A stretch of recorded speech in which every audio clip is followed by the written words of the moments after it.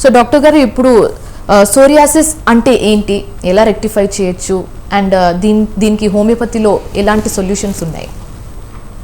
అంటే మీకు సోరియాసిస్ అనేది కూడా మీకు ఏంటంటే చాలా తలనొప్పి కేసు అది, ఎందుకంటే క్రానిక్ కేసు అది నేను చెప్పాను. అంటే సోరియాసిస్తో వచ్చిన పేషెంట్ ఫిజికల్గా మెంటల్గా డిస్టర్బ్ అయిపోతాడు, ప్యానిక్ అయిపోతారు. అంటే ఒక రకమైన లో టెండెన్సీస్ డెవలప్ అవుతాయి, అంటే సూసైడల్ టెండెన్సీ డెవలప్ అవుతాయి చాలా మంది గ్రాడ్యువల్గా. అంటే గ్రాడ్యువల్గా కాదు, సోరియాసిస్ వచ్చిన తర్వాత ఆ పేషెంట్ తను చూసుకుని బాధపడతాడు. అంటే అంత భయంకరంగా ఉంటుంది సోరియాసిస్. అంటే బాడీ అంతా ఫ్లేక్స్ లాగా వచ్చి పొట్టుగా రాలిపోతూ ఉంటుంది. అంటే అంత పొట్టు అంటే మీకు బాడీ పైన అది షర్ట్ తీస్తే కన్నా మనమే చూడలేము, అంత ఘోరంగా ఉంటారు పేషెంట్. అంటే వాళ్ళంతా పొట్టుగా ఉండేసేసి బట్టలు తీయండి అని చెప్తే పైనుంచి కింది వరకు ఆ పేషెంట్ చూసినప్పుడు తాకాలంటే కూడా డాక్టర్ కూడా భయం వేస్తుంది, పేషెంటే భయపడతాడు బట్టలు తీయడానికి, అంటే చూపించడానికి బాధపడతాడు. అంటే ఇంత ఆక్వర్డ్గా ఉన్నాను కదా, ఎంత బాధగా ఉంటుంది. అంటే ఈవెన్ చిన్నపిల్లాడు కూడా నాకు ఒకసారి మన ఎవరో చిన్నపిల్లాడు, ఆ పిల్లాడు సోరియాసిస్ మేము రెగ్యులర్గా వస్తూనే ఉంటాం, మాకు రెగ్యులర్ డైలీ కేసెస్ అవి. చిన్నపిల్లాడు 10 years పిల్లాడే, 10 years పిల్లాడి బాడీ అంతా స్ప్రెడ్ అయిపోయింది. 10 years 3 years వాడు సఫర్ అవుతున్నాడు అబ్బాయి. వాళ్ళమ్మ పాపం బట్టలు తీసి చూపించమని నేను అడిగితే వాళ్ళమ్మ కళ్ళు మూసుకునేసుకుంది చూడలేక. అంటే వాళ్ళ అమ్మకు తట్టుకోలేకపోతుంది, కొడుకుని ఆ స్టేజ్ చూడడం తట్టుకోలేకపోతుంది. అంటే అంత భయంకరంగా ఉంటుంది. సోరియాసిస్ ఎప్పుడు కూడా మీరు గుర్తుపట్టాలి, ఎందుకంటే సోరియాసిస్ నెగ్లెక్ట్ చేయకూడదు. ఫస్ట్ స్టేజ్లో గుర్తుపడితే కానీ ఈజీగా ఉంటుంది. ఎప్పుడైనా సరే మీకు పేషెంట్కు బాడీ పైన చిన్న ఎరప్షన్స్ లాగా వచ్చి అది స్కేలీగా ఉన్నాయి, స్కేలీ ఎరప్షన్స్ ఉన్నాయి, పొట్టుగా రాలుతూ ఉంది, ఇచ్చింగ్ ఉంది, కొంచెం రెడ్నెస్ అనిపిస్తూ ఉందంటే మాత్రం ఏదో మామూలు స్కిన్ ప్రాబ్లం అనుకొని నెగ్లెక్ట్ చేయకూడదు. సోరియాసిస్ కావచ్చేమో అని కూడా సస్పెక్ట్ చేయాలి, ఎందుకంటే సోరియాసిస్ ఒకసారి మనం వదిలేస్తే బాడీ అంతా స్ప్రెడ్ అయ్యే ఛాన్స్ ఉంటుంది.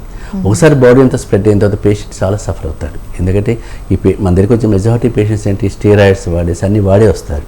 అంటే ఇంకా దానికి ఇంకా ట్రీట్మెంట్ పార్టే లేదు, లైఫ్లో కూడా ఇది ఒక పార్ట్ అని చెప్పేసిన తర్వాత పేషెంట్కి ఒక రకమైన మెంటల్గా డిస్టర్బ్ అయిపోతారు. అంటే తన లైఫ్ ఏంటి ఫిజికల్గా డిస్టర్బ్ కావడమే కాదు, తన రొటీన్ యాక్టివిటీస్ కూడా డిస్టర్బ్ అయిపోతాయి. ఎందుకంటే బయట పోలేడు, ఫుల్ హ్యాండ్ షర్ట్ వేసుకోవాలి, ఇప్పుడు హాఫ్ హ్యాండ్స్ వేసుకోలేడు, బట్టలు తీయలేడు, బయట 10 మంది ఎవరైనా ఇంటికి పోతే పడుకోలేడు. ఆక్వర్డ్నెస్ అంటే మీకు ఇచ్చింగ్ ఉంటుంది, రెడ్నెస్ ఉంటుంది, పొట్టుగా రాలుతూ ఉంటుంది. మీకు పొట్టు అంటే ఎలా రాలుతుంటే పొద్దున్న లేస్తే పేషెంట్కు దగ్గర ఆ పేషెంట్ లేచిన తర్వాత తుడిస్తే కనుక ఒక 1 kilo 2 kilos వస్తుంది పౌడర్ లాగా.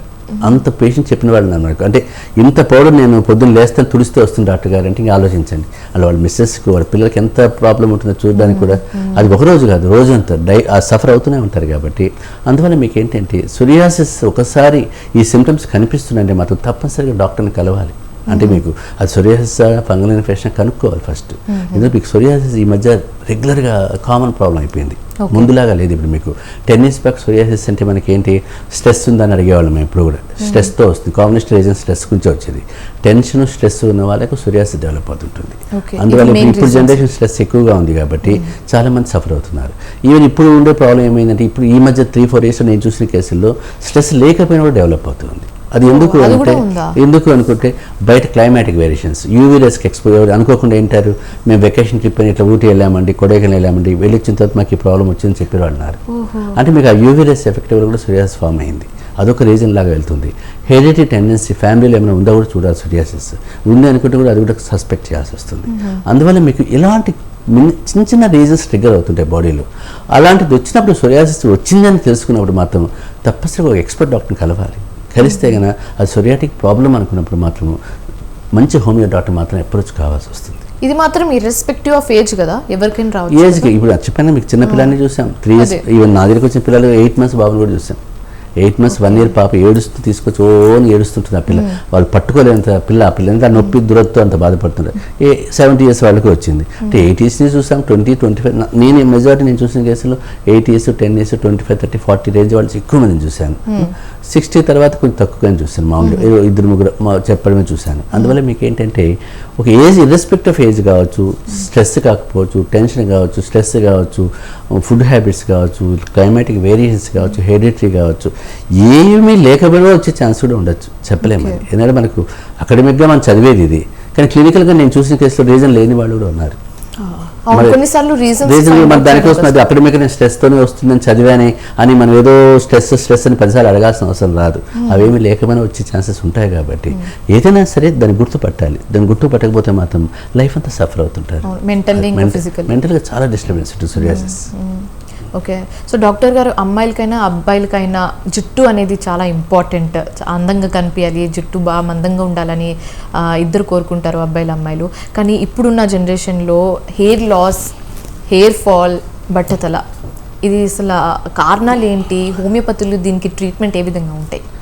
అంటే మీకు హెయిర్ ఫాల్ అనేసరికి మీకు ఏమవుతుందంటే ఇది కామన్ ప్రాబ్లం.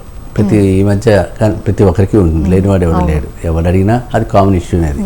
ఏ కేసు వచ్చినా, మన క్యాన్సర్ వచ్చినా, పీసీఓడి వచ్చినా, ఏమొచ్చినా కూడా అడిగితే అదే ప్రాబ్లమ్ చెప్తుంటారు. బట్ డాక్టర్ గారు, కాలర్ ఉన్నారు. సో మనకు ఒక కాలర్ ఉన్నారు, చెప్పండి. Hello, good evening madam, doctor గారితో మాట్లాడాలి. మీ పేరు? నా పేరు ప్రహ్లాద్ మేడం, మనపర్తి తీసుకుంటున్నాను. చెప్పండి ప్రహ్లాద్ గారు. చెప్పండి మేడం, నాకు గత సంవత్సరం నుండి చేతి మీద మరియు ముఖం మీద తెల్లటి మచ్చలు ఏర్పడుతున్నాయి. వనపర్తిలో ఒక స్కిన్ స్పెషలిస్ట్ డాక్టర్ ప్రసాద్ గారితో సంప్రదించడం జరిగింది. అతనితో దాదాపు ఒక 6 months టాబ్లెట్స్ వాడాను. తర్వాత క్రీమ్స్ ఇచ్చాడు. అవి వాడిన తర్వాత కూడా ఇవి తగ్గట్లేదు.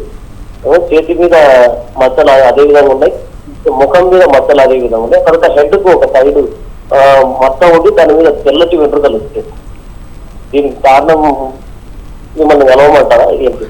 విటిలిగో అని మీరు అంటున్నారు. తెల్ల మచ్చలు అంటే మీకు అది లూకోడర్మానా విటిలిగోనా కాదని చెప్పలేము మనము. ఎందుకంటే తెల్ల మచ్చలు మీకు చాలా వాటిలో రావచ్చు. హైపర్ పిగ్మెంటేషన్ కావచ్చు, హైపో పిగ్మెంటేషన్ కావచ్చు, లేదంటే ఫంగల్ ఇన్ఫెక్షన్స్ కావచ్చు, విటిలిగో కూడా కావచ్చు. తెల్ల మచ్చలు అనేది బొల్లి అంటుంటాం కదా, కామనెస్ట్ టర్మ్ అది. బట్ మీకు ఇక్కడ ఏంటి అది మచ్చలు ఏంటి అని ఒకసారి చూస్తే కానీ చెప్పలేం. ఎందుకంటే మీకు అది నేను తెల్ల మచ్చలు అని చెప్పి కన్ఫర్మేషన్ చేయకూడదు. మోరోవర్ ఇది విటిలిగో అనుకుందాం, బై ఛాన్స్ తెల్ల మచ్చలే అనుకుందాం. తెల్ల మచ్చలు అయినప్పుడు ట్రీట్మెంట్ పార్ట్ చాలా డిఫరెంట్గా ఉంటుంది. ఎందుకంటే అందరిలాగా ఇది ఏదో తొందరగా తగ్గిపోతుంది, హోమియోపతికి వచ్చిన ఇమీడియట్గా రిలీఫ్ వస్తుంది చెప్పడానికి ఛాన్స్ తక్కువ ఉంటుంది. బట్ రిలీఫ్ ఉంటుంది లోకలైజ్డ్ ప్యాచెస్లో. నేను చూసిన కేసుల్లో లోకలైజ్డ్ ప్యాచెస్ బాగా రెస్పాండ్ అవుతాయి. బాడీ అంతా వచ్చింది అనుకొని ఏమీ చేయలేకపోయాను. అంటే డాక్టర్ గారు నా చేత కాలేకపోయింది, అది నిజం చెప్పాలి. మిగతా డాక్టర్స్ గురించి కాదు చెప్పాలి, నేను నా గురించి చెప్పాలనుకుంటే. బట్ అది లోకలైజ్డ్ డిజార్డర్ అనుకుంటే లోకలైజ్డ్ ప్యాచెస్ ఉంటే మాత్రం పరిష్కారం చూపించే ఛాన్స్ ఉంటుంది. ఒకసారి మీరు పర్సనల్గా వస్తేనే మంచిది. ఎందుకంటే ఇలాంటి కేసుల్లో మనం ఏదో చూసేస్తాం పెట్టేస్తాం అనడం తప్పు. కాబట్టి మీతో తప్పనిసరిగా ఒక మంచి కమాండబుల్ డాక్టర్ని చూపించాలి.